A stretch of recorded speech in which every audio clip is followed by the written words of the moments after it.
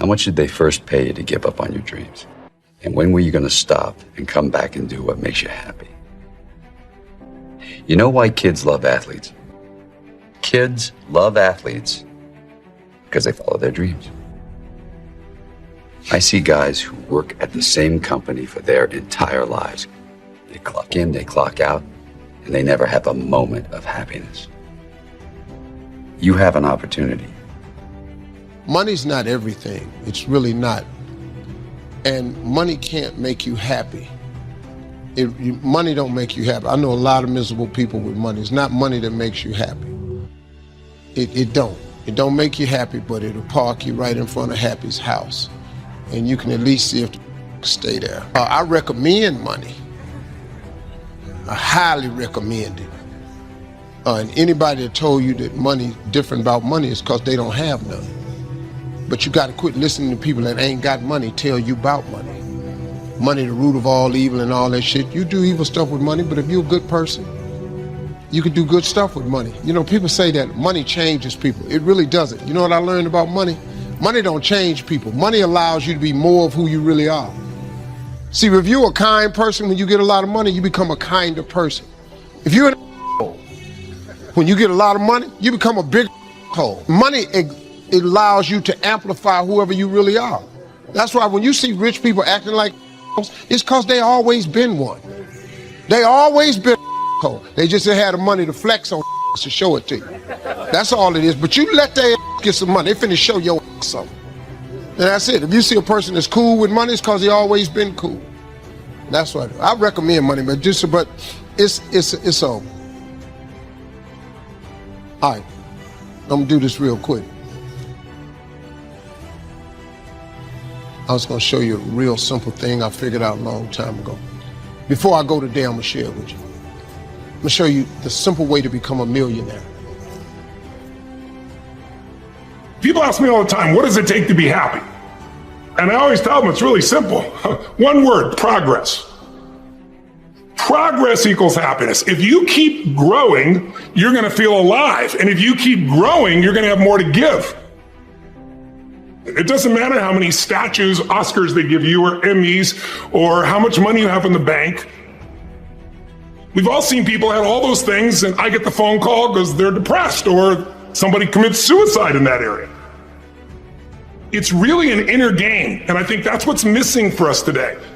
Everybody's focusing on the outside world, and hell, there's a lot of things in the outside world you'll never be able to control. You can influence, but you can't control it. This, your mind, your emotions, your body, you have 100% control over what you do with these things, and that's where the game is won. Win the inner game, then you win the outer game. But a lot of people spent their life trying to win the outer game, they won, and they're miserable. You can't push yourself forward if all you're thinking about is the doubts and the negative things that people are saying, because you're relying more on their ideas and their dreams of you instead of you relying on your own dreams and ideas of yourself. Why would you want to surround yourself with people that don't have ideas that are great? Why would you want to surround yourself? Because of a number you know, a lot of people tend to wonder, oh, how many friends they have, and how many people in their corner. I have 1 million followers. I have tens and thousands and thousands and thousands of people that support me. How many of those people do you actually know? Do you realize the power that you have right now? Even the people that don't like you, they are drawn to you, they see you. But they don't see your greatness. They don't see what you truly have inside. This is a rebirth. Life has a way of pushing our dreams down.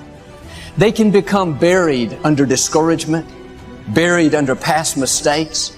There are dreams buried under divorce, buried under low self-esteem. It's easy to settle for mediocrity even though we have all this potential buried on the inside. All of us have things that we're believing for, something that we want to accomplish.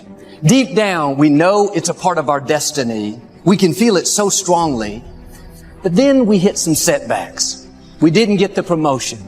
The medical report wasn't good. Or a relationship didn't work out. Now, don't let circumstances talk you out of it. You may not understand why a business didn't make it, why a person walked away, why you came down with an illness. You were doing the right thing, but the wrong thing happened. It's all a part of the process. Your dream may be buried. The good news is it's still alive. It's not too late to see it come to pass. If you'll do your part and start believing again, get your passion back, it is on the way. Go back and try again. The true mark of a champion is even though some dirt gets thrown on your dream, instead of letting it get buried, you keep shaking it off. You keep moving forward. You keep looking for new opportunities.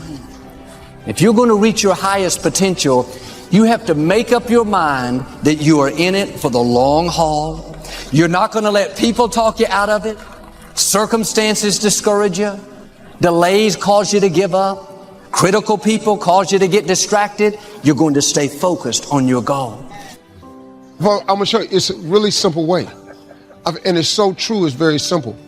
You just have to understand that it's possible for you. What stops most people from becoming successful is you have something in you that tells you it's not for you. But it's for everybody who wants it. God will give you the desires of your heart. God, He loves you.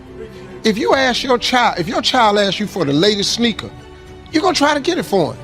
If he at the school trying to make a field trip, you're going to try to send him. If he need a computer for a class, you're going to try to get this computer for your child. Because he your child. Well, we all got the same Heavenly Father. We His children. When you ask Him for something, you don't think He want to give it to you? But you have not because you ask not. Most people don't even ask God for the right stuff. Keep wasting God's time with all these little bitty requests. You're talking to God. Why you keep going to God with this little stuff? Lord, help me make my rent. Don't He always? Why don't you ask for a mortgage? You're talking to God, man. This is the same dude that made heaven and earth in 6 days. Go to the new car section. You're talking to God. You're asking God for little stuff. God don't care nothing about no used car. You want a used car, He'll give you a used car. Ask for a new car. You gonna ask God for $500? Might as well ask Him for 50 grand. It's really simple. I'm telling you, man, I figured it out. I ain't smart. I ain't got no education. I ain't got no degree of any kind whatsoever. Graduated with a high school diploma. Graduating class was 695 people. I graduated 690. You know, when you do the thing that you're born to do, there's nothing else you could have done. There's nothing else I could have possibly done. I was born to do this. God gave me this gift. You've got to discover your God-given gift. Your gift is the thing you do the absolute best with the least amount of effort. As soon as you discover that, your life changes.